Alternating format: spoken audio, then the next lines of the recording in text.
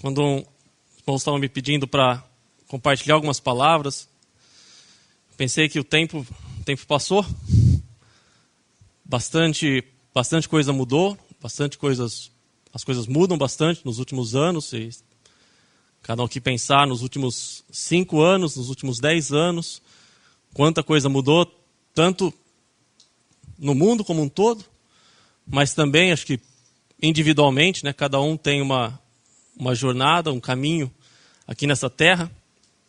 E eu e muitos mudaram. Eu estava pensando num versículo em Hebreus 13, versículo 8. Jesus Cristo é o mesmo ontem, hoje e eternamente. E nós temos um tempo agora, né, para jovens, e eu acho que essa é uma palavra que começa quando jovem, mas nos ajuda durante toda a vida, saber que Cristo é o mesmo ontem, hoje e eternamente. Ele não muda. E isso tem vários aspectos, impactos na nossa vida. Muitas coisas boas que podemos também olhar e ter certeza de tudo que Ele nos prometeu, tudo que nós vemos na palavra, será o mesmo, porque Ele não muda. E ao mesmo tempo, muitas das coisas que nós vemos aqui, vemos diferente hoje em dia, fala assim, poxa, mas os tempos mudaram. Será que hoje não deveria ser diferente? Porque é tão diferente hoje, não é igual era 2000 anos atrás. Será que Deus não mudou um pouquinho e agora aceita as formas como as coisas são hoje? Mas não, acho que é uma palavra importante também para nós sabermos que Ele continua sendo, Jesus Cristo continua sendo o mesmo ontem, hoje e eternamente. E queria falar de três momentos da nossa vida, como é importante conhecer que Cristo se mantém o mesmo. E o primeiro, em João capítulo 10, versículo 27. As minhas ovelhas ouvem a minha voz, e eu conheço-as, e elas me seguem. E dou-lhes a vida eterna, e nunca hão de perecer, e ninguém as arrebatará da minha mão. Meu Pai que me deu é maior do que todos, e ninguém pode arrebatá-las da mão de meu Pai.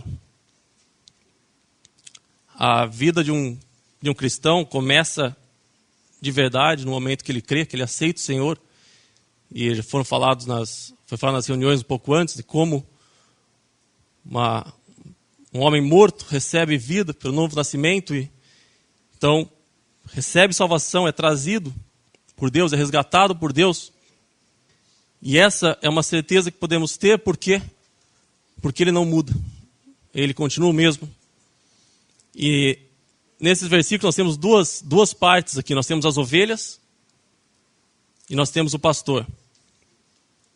Falando aqui para todos aqueles que já ouviram um dia a voz do pastor, Ele nos conhece e Ele nos dá a vida eterna. E eu acho que em diferentes momentos da nossa vida nós podemos mudar um pouco ou não estar totalmente de acordo com esse versículo. Tem momentos da nossa vida que nós não ouvimos a voz do pastor, ou então nós não seguimos. Mas Ele ainda assim nos dá a vida eterna, e ninguém as arrebatará da minha mão. E pensando um pouco mais para frente, e depois de tudo, um outro momento da nossa vida, 1 Tessalonicenses capítulo 4, versículo 16. Porque o mesmo Senhor descerá do céu com alarido e com voz de arcanjo e com a trombeta de Deus. E os que morreram em Cristo ressuscitarão primeiro. Depois nós, o que ficarmos vivos, seremos arrebatados juntamente com eles nas nuvens, a encontrar o Senhor nos ares. E assim estaremos sempre com o Senhor. Isso é lá no final. É quando o mesmo Senhor vem para nos buscar. Aqueles que já dormiram em Cristo vão ser ressuscitados e nós estaremos para sempre com o Senhor. E por que nós podemos descansar, né, e ser confortados? No próximo versículo fala: consolai-vos uns aos outros com essas palavras. Nós podemos ser consolados porque nós sabemos que Ele não muda. Então, Ele nos deu essa promessa e ela será cumprida. E muitas vezes, falo de mim mesmo primeiro, que nós sabemos e somos confortados pelo começo da nossa vida cristã,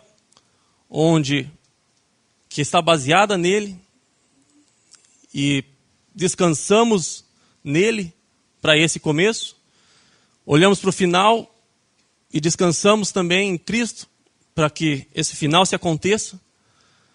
Mas no meio do caminho tem uma vida que muitas vezes eu não olho para ele. E muitos de nós aqui temos que baixar a cabeça e falar assim: bom, eu confio em Cristo para o começo da minha vida, confio em Cristo para o final, mas e o meio? E o durante? É interessante quando você vai fazer uma caminhada, né? Você precisa usar alguma forma para se direcionar, uma bússola que aponta sempre para um norte fixo, um GPS que está te dando uma instrução de um ponto geográfico fixo. Você não vai sair no meio de um campo e falar assim: não, eu vou fazer o seguinte, eu vou andar, a hora que eu chegar e ver aquele cavalo, vira à direita, passou ali, tem uma vaca, vira à esquerda, e eu sei voltar, porque eu vou chegar, a hora que chegar na vaca, eu viro à direita, chega o cavalo, vira à esquerda e volto. Por que a gente não se guia dessa forma, né? Eu vou avisar alguém e falar assim: olha, pega essa rua aqui, como é que eu faço para chegar no hotel? Olha, você pega essa rua que você vê um carro vermelho parado na esquina, você vira à direita. O carro pode não estar lá depois. Vai passar um tempo, as coisas mudaram de lugar. E muitas vezes é assim que nós direcionamos a nossa vida, baseado em coisas que mudam, talvez em alguns desejos ou vontades, ou conceitos gerais, e não no que a gente encontra na palavra de Deus. E é um encorajamento olhar da mesma forma que Cristo nos suporta no começo. Temos a promessa baseada nele no final, que nós podemos contar também com ele durante todo o meio do caminho. Foi bom o hino que a gente cantou no último hino, que Deus cuidará de ti em muitas aflições, em muitos momentos, em muitas alegrias também. Mas ao mesmo tempo parece que a gente, não, vou achar um caminho melhor, existe uma forma melhor. E isso, acho uma palavra relacionada, né? O que Cristo quer de nós é dependência nele. E às vezes fica um pouco, talvez, abstrato. Se a gente pensar num negócio que todo mundo conhece, um celular. Esse celular, ele é dependente de energia para funcionar. Sem energia, se eu não deixar ele carregando à noite, uma hora ele para, não funciona direito. E é vergonhoso, de certa forma, reconhecer que esse celular passa mais tempo conectado na energia, muitas vezes, do que eu passo lendo a Bíblia ou em oração. E ao mesmo tempo, olhando dessa forma, acho que para colocar de uma forma mais prática, o quanto o cristão precisa estar conectado, né, recebendo de Deus. E como que a gente recebe isso? Pela sua palavra, pela oração, para poder funcionar. E daí vou estar no meio do dia, talvez num momento que eu precise, se eu não deixei carregando, né, o Senhor nos acude, mas não tem aquela energia, ou por aquela comunhão estar faltando, muitas vezes podemos tomar uma decisão errada, ou ir por um caminho que não agrada o Senhor. Gostaria de ler alguns versículos em Mateus, pelo Mateus 7, um pouco do princípio. Mateus 7, 24. Todo aquele, pois, que escuta estas minhas palavras e as pratica, assemelhá-lo-ei ao homem prudente que edificou a sua casa sobre a rocha. E desceu a chuva, e correram rios, e assopraram ventos, e combateram aquela casa, e não caiu, porque estava edificada sobre a rocha. E aquele que ouve estas minhas palavras e as não cumpre, compará-lo-ei ao homem insensato que edificou a sua casa sobre a areia. E desceu a chuva, e correram rios, e assopraram ventos, e combateram aquela casa, e caiu, e foi grande a sua queda. Importante sabemos que Cristo é a nossa rocha, e tem um aspecto forte falando aqui da nossa salvação, mas gostaria de aplicar um pouco também para a nossa vida. Nós estamos construindo nossa casa todo dia, estamos construindo um pouco mais, e nós podemos construir essa casa sobre a rocha, nós podemos construir essa casa sobre a areia. E nos dois casos vão vir as tempestades, vêm as águas, vão passando. Os dois aqui tinham a casa.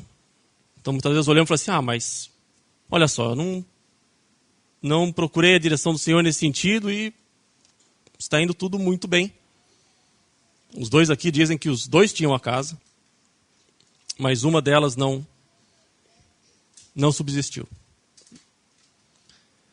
Eu acho que essa é uma mensagem importante para não olharmos também para o resultado, né? Qual foi o resultado, o que temos visto, para dizer se aquilo foi baseado a direção que o Senhor dá, mas buscarmos a direção do Senhor para muitas coisas, para todas as coisas na nossa vida, né? Tem a passagem de quando os discípulos perguntaram para o Senhor o que fazer na celebração da Páscoa, uma passagem muito utilizada sobre buscar o lugar de adoração, mas um princípio forte é que eles perguntaram para o Senhor, né, o que faremos? E o Senhor falou para eles. Acho que o Senhor nunca vai recusar uma resposta para aquele que está procurando diretamente, né, sinceramente, o Senhor. E uma palavra de encorajamento é que sabemos que o Senhor nos suporta na salvação, é baseada nele, somente nele, nada em nós. Temos a certeza de que ele vai nos buscar. Podemos ter a certeza também que ele está com cada um de nós durante esse caminho. Que o Senhor possa estar nos guardando, possa estar consolando, exortando, em alguns casos corrigindo. Em Salmos 23 fala, Senhor é meu pastor, nada me faltará, tua vara e o teu cajado me consolam. São ferramentas de disciplina em alguns casos, mas sabemos que ele faz isso porque ele nos ama. Porque apesar de como nós vivemos, ou o que buscamos, ou se não buscamos, o Senhor Jesus é o mesmo, ontem, hoje, eternamente. E o amor que ele tinha por nós, quando ele desceu e foi até aquela cruz, é o mesmo amor que ele tem por nós hoje. E é interessante a gente pensar um pouco nesse amor de Deus. Um irmão comentou uma vez como seria muito diferente se o Senhor, para alguma coisa na nossa vida, alguma decisão, se o Senhor dissesse para cada um individualmente, eu morri por você, você faria isso ou você não faria isso por mim? Qual que seria a nossa resposta? Sabendo que ele que tinha tudo, deixou, entregou tudo e veio a esse mundo para morrer por nós. O Senhor possa estar nos encorajando e consolando e exortando nesse período aqui, sabendo que temos segurança nele e que esperamos estar com ele, que ele possa nos ajudar nesse tempo aqui. Vamos dar a graça.